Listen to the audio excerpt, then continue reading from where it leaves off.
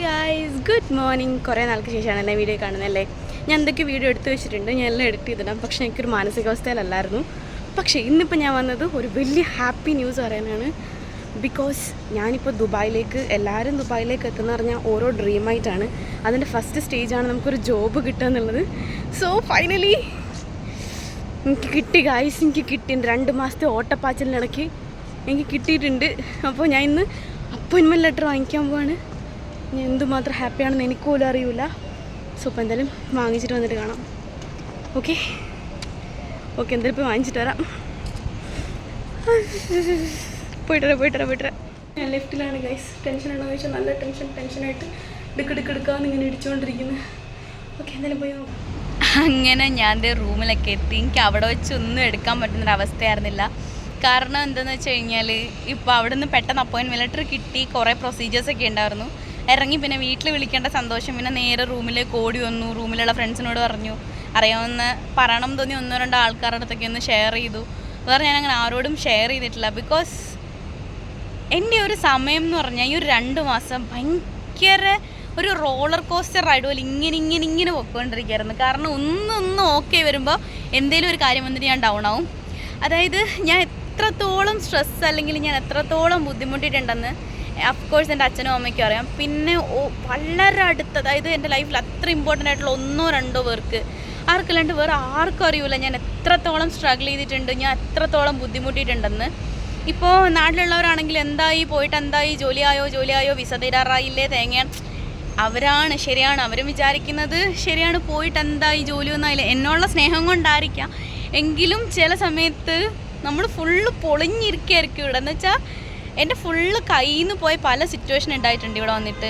അതായത് ഫുള്ള് കരഞ്ഞ് ഞാൻ ഓരോ രാത്രിയും വെളുപ്പിച്ചിട്ടുണ്ട്. എന്ന് വെച്ചാൽ എന്തിനെന്ന് ചോദിച്ചു കഴിഞ്ഞാൽ കുറേ കാര്യങ്ങളുണ്ട്. ഇവിടെ വന്നു കഴിഞ്ഞാലുള്ള ഇവിടുത്തെ ഫുഡ്, താമസം, പേയ്മെൻറ്റ്, പിന്നെ മെട്രോ റീചാർജ്, ഫോൺ റീചാർജ്. നമ്മുടെ നാട്ടിലെ പോലൊന്നും അല്ലടാ. നമ്മളിപ്പോൾ ഒന്ന് മൊബൈൽ ഡേറ്റ ഒന്ന് ചാർജ് ചെയ്ത് നമ്മളൊന്ന് ഓണാക്കി ഒരു ഗൂഗിൾ മാപ്പ് ഓണാക്കുമ്പോഴത്തേനും ആ ഡേറ്റ തീരും. 1.5 GB അങ്ങനെ തീരും.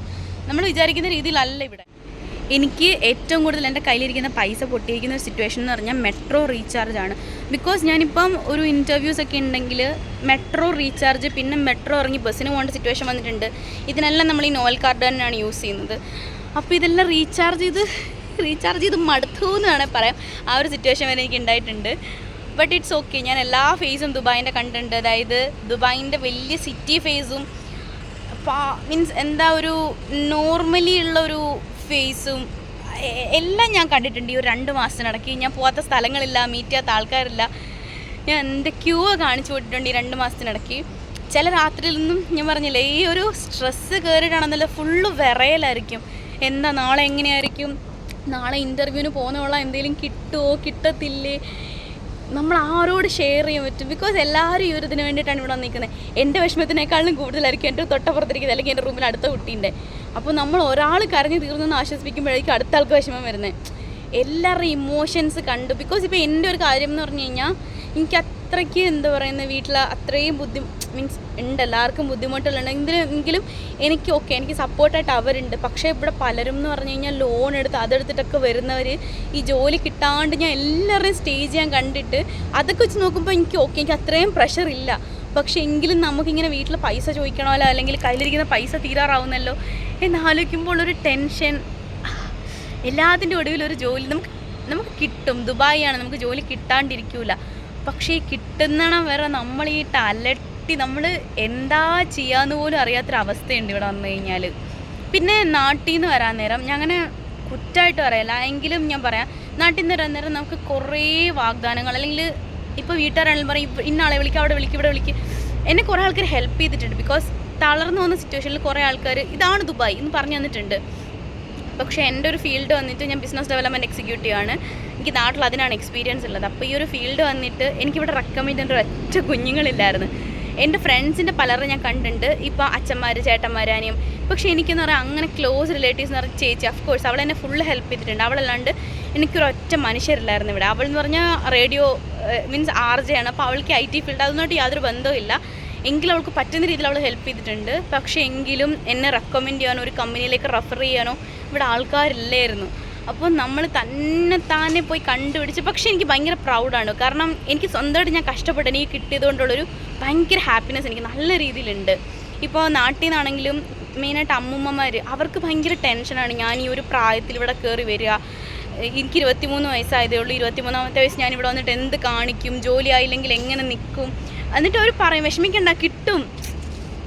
അവർ ഫുള്ള് എന്താ അവർക്ക് എന്നെ ആശ്വസിപ്പിക്കേണ്ടതെന്ന് പോലും അറിയത്തില്ല. അങ്ങനത്തെ സിറ്റുവേഷൻ ഉണ്ടായിട്ടുണ്ട്. പക്ഷേ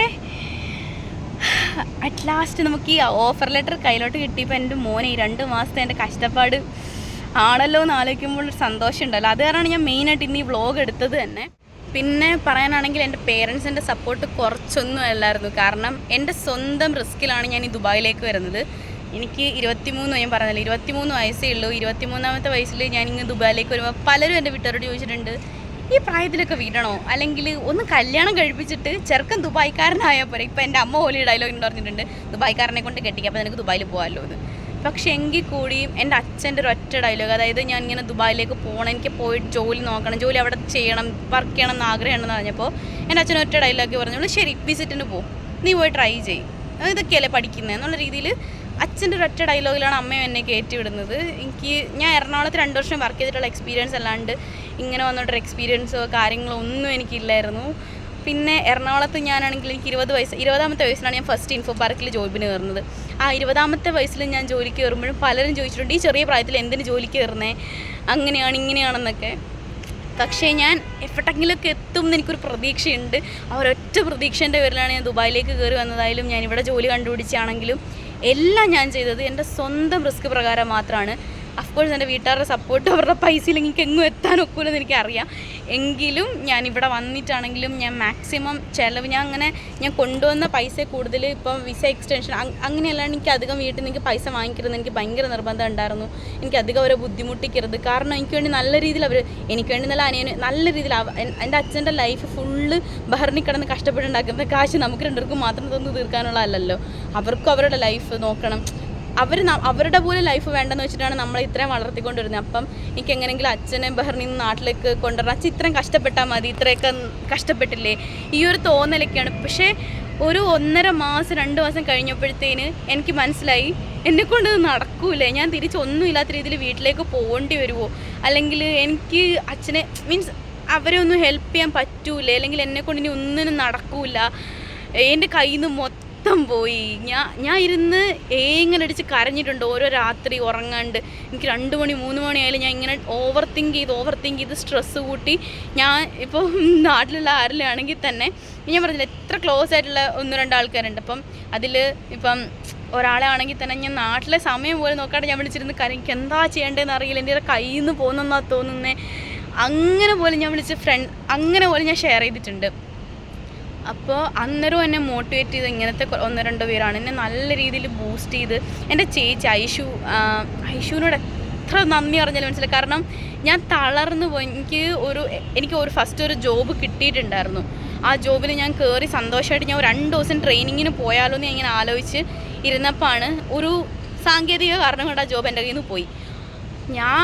എനിക്ക് ആ ഒരു മാസം കഴിഞ്ഞപ്പോൾ ഒരു ജോലി കിട്ടിയ ജോലി എൻ്റെ കയ്യിൽ വന്ന സാധനം എൻ്റെ കയ്യിൽ നിന്ന് പോയി കഴിഞ്ഞപ്പോൾ ഞാൻ മെൻ്റലി ഭയങ്കര ഡൗൺ ആയി. കാരണം ഇനി എന്നെക്കൊണ്ട് അപ്ലൈ ചെയ്താലും കിട്ടൂല, കാരണം ഇതാണ് എനിക്ക് ഇവിടെ വിധിച്ചിട്ടില്ല ജോലി എന്നുള്ളൊരു സിറ്റുവേഷനിൽ ഞാൻ എത്തിയിരുന്നു. കാരണം കൈ കിട്ടിയ സാധനം ഒന്ന് ആലോചിച്ച് നോക്ക്. ആ സമയത്ത് എനിക്ക് എൻ്റെ ചേട്ടൻ്റെ വൈഫ് ഐഷു, ബിക്കോസ് എനിക്കറിയില്ല എനിക്ക് എൻ്റെ ചേച്ചി എന്ന് പറഞ്ഞാൽ എൻ്റെ സ്വന്തം സിസ്റ്ററാണോ എനിക്കറിയില്ല, എന്ന് വെച്ചാൽ അത്ര നമ്മൾ കണക്റ്റഡ് ആണോ എന്ന് ചോദിച്ചു കഴിഞ്ഞാൽ ഈ ഒരു ചുരുങ്ങിയ സമയത്തിനാണ് നമ്മൾ ഇത്ര കണക്ഷൻ ആവുന്നതെങ്കിൽ കൂടി ചേച്ചി എന്നെ ഹെൽപ്പ് ചെയ്തേക്കുന്നത് അല്ലെങ്കിൽ എന്നെ ബൂസ്റ്റ് ചെയ്തേക്കുന്നത് ഒരൊറ്റ കുഞ്ഞുങ്ങൾ എന്നെ അങ്ങനെ ബൂസ്റ്റ് ചെയ്തിട്ടില്ല. ബിക്കോസ് ഞാൻ തളർന്ന് ഇപ്പോഴും ഞാൻ ഡൗൺ ആയിരിക്കുകയാണെങ്കിൽ അവളുടെ 2-3 മെസ്സേജ് ഞാനിങ്ങനെ മാർക്ക് ചെയ്തിട്ടുണ്ട്, അതല്ലെങ്കിൽ ഞാൻ ചാറ്റ് സ്ക്രോൾ ചെയ്തിട്ടാണെങ്കിലും അത് വായിക്കും. ബിക്കോസ് എന്നോട് പറഞ്ഞ കുറേ ഡയലോഗ് ഉണ്ട്. നമ്മളെ കാണും, നമ്മൾ ഒറ്റയ്ക്ക് കഷ്ടപ്പെട്ടാൽ എവിടെ എത്തത്തുള്ളൂ. നിന്നെ തളർത്താൻ കുറേ ആൾക്കാർ, അല്ലെങ്കിൽ നീ തളർന്നു പോയി കഴിഞ്ഞാൽ അവിടെ തീർന്നു. ഇപ്പോൾ ഒരു ജോലി കിട്ടില്ലെന്ന് കരുതി ഞാനൊന്ന് ഡൗൺ ആയി കഴിഞ്ഞാൽ ഇവിടെ ഞാൻ ഡൗൺ ആയിരിക്കത്തേ ഉള്ളൂ. പക്ഷേ എന്നെ ഞാൻ തന്നെ മോട്ടിവേറ്റ് ചെയ്ത് പിന്നെ ഇൻ്റർവ്യൂ അറ്റൻഡ് ചെയ്താലേ അടുത്ത് നോക്കാനൊക്കെ എത്തുള്ളൂ. ഈ കൈ കിട്ടിയ സാധനം പോയി കഴിഞ്ഞപ്പോഴാണെങ്കിലും പുള്ളിക്കാരി എന്നെ നല്ല രീതിയിൽ ഹെൽപ്പ് ചെയ്തു എന്ന് വെച്ചാൽ രാത്രി എന്നില്ല പകലെന്നില്ല അവിടുത്തെ സമയം തമ്മിൽ വ്യത്യാസമുണ്ട്. 1.5 മണിക്കൂറാണെങ്കിലും ഇവിടെ 10 മണിയാണല്ലോ 12 മണി ആ സമയത്ത് പോലും എനിക്ക് വേണ്ടിയിട്ട് അത്രയും മോട്ടിവേറ്റ് ചെയ്തിട്ടുണ്ട്. ചേച്ചിനൊന്നും ഞാൻ ചത്താലും മറക്കില്ല. എനിക്ക് അവരോടൊക്കെ എങ്ങനെ നന്ദി പറയണമെന്ന് എനിക്കറിയത്തില്ല. ചേച്ചി എന്നെ അത്രയും ഹെൽപ്പ് ചെയ്തിട്ടുണ്ട്. അപ്പോൾ thank you so much Aishu, I love you.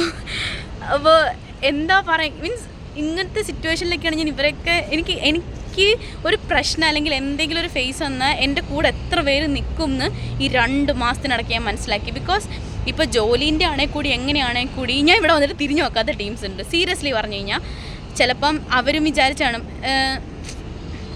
ജോലിക്ക് പോയതല്ലേ ജോലി ആക്കട്ടെ, അല്ലെങ്കിൽ ഇപ്പം ചിലരുടെ എന്ന് പറഞ്ഞാൽ സത്യസന്ധമായിട്ട് പറഞ്ഞു കഴിഞ്ഞാൽ ഞാൻ പലർക്കും അങ്ങോട്ടേക്കും മെസ്സേജ് അയക്കത്തില്ല. എന്ന് വെച്ചാൽ ഞാൻ ഫുള്ളി ബ്രോക്കായിരിക്കുകയാണ് ഇവിടെ. അതിനിടയ്ക്ക് ഞാൻ അവർക്ക് അങ്ങോട്ടേക്ക് മെസ്സേജ് ഇട്ട് ഞാൻ എങ്ങനെ സുഖപൂർവ്വം അന്വേഷിക്കും അല്ലെങ്കിൽ എൻ്റെ സുഖപൂർവ്വം എങ്ങനെ പറയും എന്ന് കരുതിയിട്ട് ഞാൻ പലർക്കും അങ്ങോട്ടേക്ക്. പിന്നെ ചിലർ വിചാരിക്കും ഓക്കെ ദുബായിൽ പോയി വലിയ ആളായി, ഇപ്പോൾ മെസ്സേജ് വയ്ക്കത്തില്ല, പണ്ടത്തെ നാട്ടിൽ നിന്ന് കണ്ട ഗൗരിയല്ല, ദുബായി ചെന്നപ്പോൾ വലിയ ആളായി എന്നൊക്കെ കരുതും. പക്ഷേ ഞാൻ പോയ സിറ്റുവേഷൻ എനിക്ക് മാത്രമേ അറിയൂ. ഈ 2 മാസം ഞാൻ കടന്നുപോയ സിറ്റുവേഷൻ എന്താണെന്ന് എന്നെ കുറ്റപ്പെടുത്തിയവരുണ്ട്, കളിയാക്കിയവരുണ്ട്, ഇതൊന്നും നടക്കാൻ പോകുന്നില്ല, അല്ലെങ്കിൽ പുച്ഛിച്ചവരുണ്ട്, എന്തൊക്കെയോ കാണിച്ചവരുണ്ട്. പക്ഷേ അറ്റ് ലാസ്റ്റ് എനിക്കിത് ഞാൻ മറ്റേ കോടീശ്വരമായിരുന്നു അല്ലെങ്കിൽ ഞാൻ വലിയ സംഭവമായിരുന്നല്ല, ഒരു ഓഫർ ലെറ്റർ കിട്ടിയതേ ഉള്ളൂ. പക്ഷേ I am very proud. Because ഇപ്പം എൻ്റെ മാത്രം കഷ്ടപ്പാടിലാണ് ഞാൻ ഇവിടം വരെ എത്തി. എനിക്കൊരു ഓഫർ ലെറ്റർ കിട്ടി, അല്ലെങ്കിൽ ഞാൻ തിങ്കളാഴ്ച മുതൽ ജോയിൻ ചെയ്യാൻ പോകുമെന്ന് പറയുമ്പോൾ എനിക്ക് ജസ്റ്റ് പറയാനുള്ളത് ദുബായിലേക്ക് ജോലി നോക്കുന്നവരോടാണ്, 1 day you will get the job. Because നമ്മുടെ സമയം വന്നാൽ അവർ ദുബായിയാണ് നമ്മളെ നല്ല രീതിയിൽ ടെസ്റ്റ് ചെയ്യും, നമ്മളെ നല്ല രീതിയിൽ നമ്മുടെ ക്ഷമ മൊത്തം എടുത്തത് പരിശോധിക്കും. എനിക്ക് 2 മാസം ഈ കമ്പനീൻ്റെ ഫസ്റ്റ് ഇൻ്റർവ്യൂ നടക്കുന്ന 1 മാസം മുമ്പാണ്.